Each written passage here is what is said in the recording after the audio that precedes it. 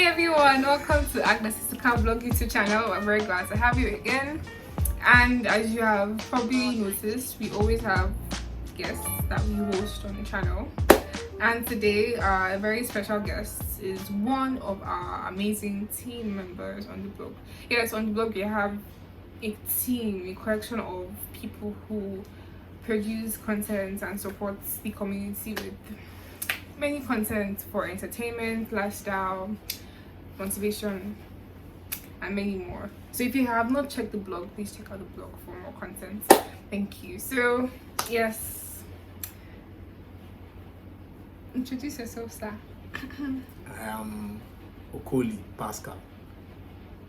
I'm a team member of Agnes Isika blog. What else are you? Apart from a team member of Agnes Isika blog. I'm also a photo student in Federal University of Technology. I'm studying petroleum engineering. Woo! Petroleum engineer. What else? And I'm currently on my 4th year by God's grace. I'll be graduating this year if ASU doesn't come in our way.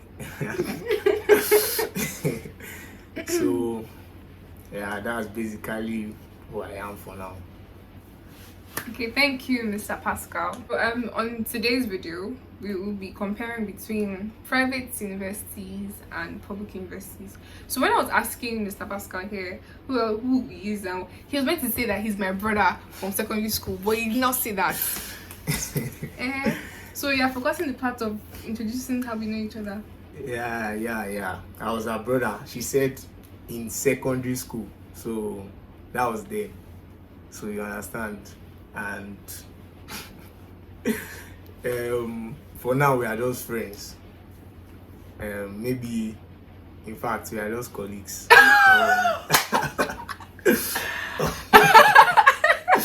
On Agnes Isika blog, yeah. We're colleagues. So yeah. I've been colleague zoned. I've unlocked a new zone. Colleague zone. Thank you. We're just colleagues. Yeah, just. Don't ever call me for anything apart from being my colleague. I'm not sorry. So yes, we have known each other from secondary school. We went to the same secondary school, St. Francis Catholic Secondary School. That is our alma mater. That's our alma mater. Our alumni of alma mater, which is St. Francis Catholic Secondary School, Idimu, Lagos. So going to a Catholic secondary school and then like having the same background from secondary school, we went to different universities based on category. He's going to a public university. Invest. He's going to a public university and I went to a private university. So now we're here to compare experiences between public, federal, and private university. So he's going to Federal University of Technology. And I went to Covenant University, Ota, Ogun State. So I think we'll be doing the comparison based on different experiences. Now we're talking about the general life of students in public university and private university, how they are living, course, feeding, party life, and everything else. So Futo, you go first. Go first. Ladies first. So in Covenant University, you don't pay for hostel. Like everybody is mandated to stay in the hostel. The hostels provided, and you stay in hostels based on your level. It's not like Babcock or like I think in Babcock you pay for your hostel and I'm not really sure about the system, but in Covenant University, 100 level, one hall, 200 level, the other hall, 200 level, another hall, male, female, like that. And then everybody stays in the hostel. for postgraduates, I don't know how the system works, but postgraduate students have their hostel as well.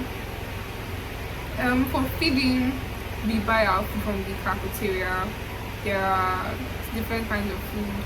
It's relatively, I say relatively because like compared to restaurants in Lagos, because I have experienced some adulting life. So compared to restaurants in Lagos, food in school is considerably affordable. I say affordable because like you can buy food. So like it is affordable, yes. So like an average student has like a monthly income of 30 to 50k, depends. It's 25 to 50k. So ideally you can spend like 500 to 1,000 naira per day on food. Depends on how much you eat, if you're saving, what kind of things you want to buy. But I think the least you can spend on food is like 500 naira a day. And then we don't do parties in Coventry University. We'll probably have like shows, comedy shows, dinners, and other things. Maybe jamborees for final year students when about to leave. But it's not. We don't. Also, there's no alcohol allowed in my school in Coventry University. It's no alcohol and no drugs. Once you're caught, maybe your eyes are red like my friend is here. You're caught and they tell you to pee in a bottle, and there's any trace of substance, alcohol, or anything else, drugs. I don't know if I can say alcohol in your pee, but there's drugs. It's like straight to up expulsion, like a lot of things. Yeah. So yeah, no party. The cost of living is fairly reasonable. Food is good. There's shawarma, there's chicken and chips, there's rice, there's chicken, there's bole, there's smoothies, ice cream, popcorn. There's a lot of things. Like it's just like a normal suya, asun. Yeah, so abacha. There's a lot of food. A little bit of variety. It's not like your house. You just have to like survive for like 3 months, 3 to maybe 4 months in school. And then what else? I think that was mostly it. Yes, so photo. Over to you. Well, for accommodation, that depends on if you want to stay in the hostel. I think people in the hostel, I've not really stayed in the hostel, but they kind of have some restrictions, maybe how late you can be outside and stuff like that. And maybe like the hostel, they don't really allow, like there's a particular hostel where they don't allow them to bring in gas. It must be kerosene, and so hostel, the guys in the hostel know how they do their stuff. While for we, that's kind of, I don't know whether to call this off campus. Some schools have off campus, but where our hostel is still kind of very almost inside the school. But it's kind of off campus, but me, I stay off campus, and you pay for your lodge. School does not have anything like to do with you.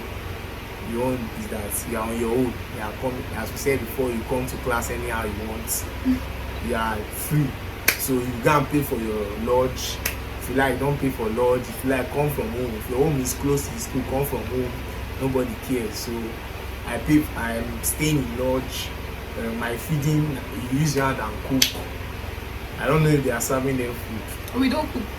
Okay, they serve them food. Okay, they don't even allow them to cook. We don't cook, but we can make indomie. That's wonderful. We can make indomie. Yeah, we can make indomie. Yes, can make indomie. So I have a confession. One time, I made jollof rice with rice cooker, but they nabbed me. They nabbed me, and they took my rice cooker. That time it was hectic. I think I feel offense from, but I didn't. Thank God, like I was not like told to go home. Yeah. So yeah. So, but our own is very different. We cook by ourselves.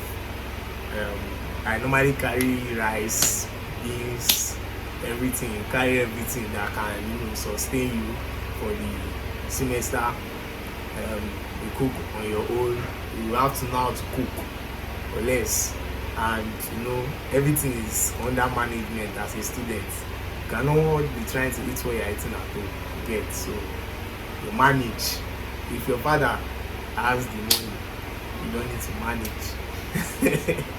But so the whole thing, like, and I prefer that because it gives you a kind of sense of management. Yeah, not like in school you manage your fun and you manage your time, because you don't need to be spending your time cooking. You can just go buy food, get your things done. That's the actual problem, you see, because if you don't need to spend your time cooking and the only thing you learn how to manage is phones, then you have a problem accommodating when you end up in real life after graduation, when you live on your own. In university, you are basically on your own. The only thing you've not learned how to do is like to provide for yourself. That's the only body. Then we still have people that fund for themselves in school, that are going to school and still funding for themselves. So that's it gives you it's kind of help you to understand reality partially. To an extent, you learn how to manage yourself. You have time to cook. If you are going to lectures, you have to wake up early, do things on time. Nobody is watching over you. That's the point. So nobody's pushing you, but you learn these things on your own. And like we said, for the religion part, some people don't go to church when they're in school. Why? Because they were being forced. So when someone that's going to this their type of school comes out, that person is learning life from the scratch. The person never actually got qualities, you understand, to actually survive in the real world. But here, I can tell you, like, me on my own, at least I can stay on my own and understand what's happening. It was not like that when I came out of St. Francis, because if you listen to her, you know that she's talking about secondary school, and apart from the only reason I'm allowing you to continue with this your rant is because you are my guest. If it's not that you are my guest on this show, I'd have stopped you from speaking before now. Ladies and gentlemen, I'm a proud graduate of Providence University. See, all the skills I need in the real life, I have them by grace of God. I have learned them in an organized and structured manner. It is to cook.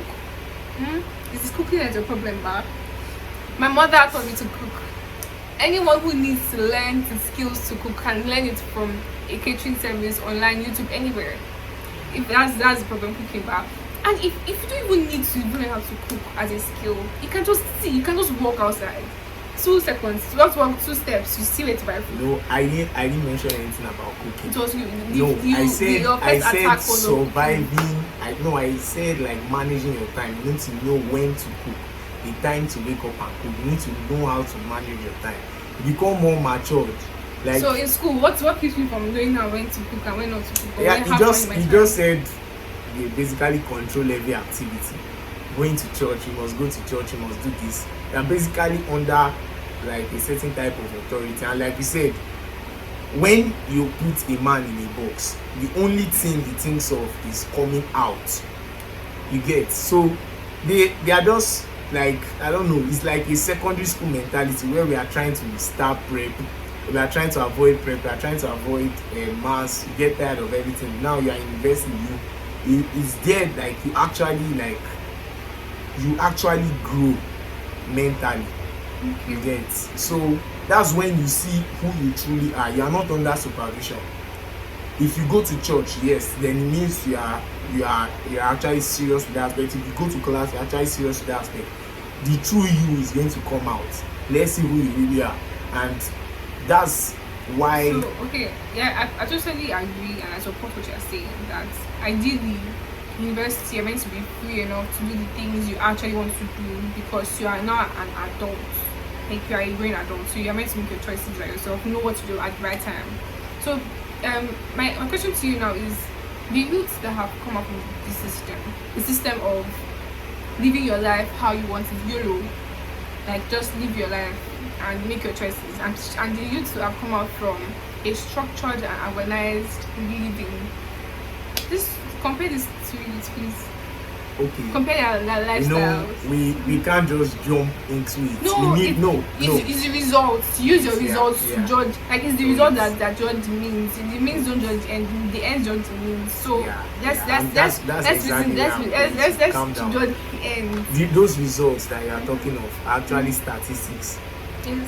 And we don't necessarily have such. We do. But unless someone has carried out the research on such, there has been a research. Okay, if there's a research, then I'm sure that if you check it, you'll find out that the bad ones are bad and the good ones are good when you come to the what do you call it, the public investing.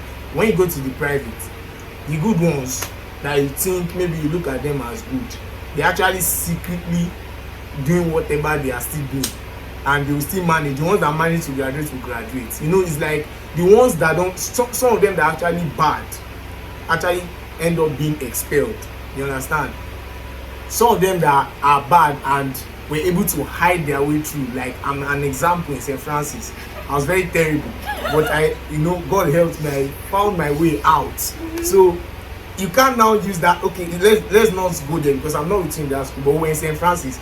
Can you tell me that in St. Francis, okay, maybe destroying the name of this school, but maybe the younger ones, I heard that they are maybe they are calm now, but maybe it was our said that time they didn't really understand. You understand the head. So let's say in St. Francis, look at St. Francis. Morally, we used to go to church like basically 3 times in a week. We used to study. There was always prep, but yet there were people that must still enter red alert. There were people. We always go to church. I was a Catholic. I used to do confession and everything, but yet I still do what I'm doing. So all those like constraints don't actually work. You are just caging the beast. The person will still become who he wants to be at the end of the day. Yes, the person will still become who they want to be at the end of the day.